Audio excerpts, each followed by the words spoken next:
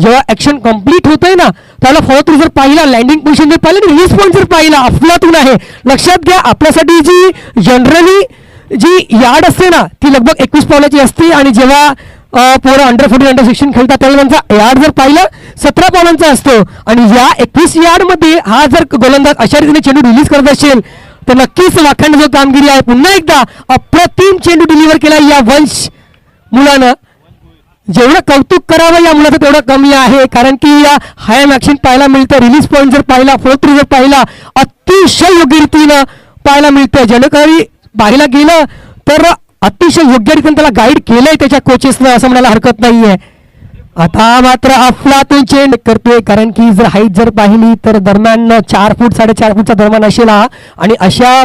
रीतीनं गोलंदाजी करणं, कारण की जसा मी उल्लेख केला यांची नॉर्मल जी यार्ड असते ती 17 पावलांची असते, 17 यार्डची असते, आणि इथे मात्र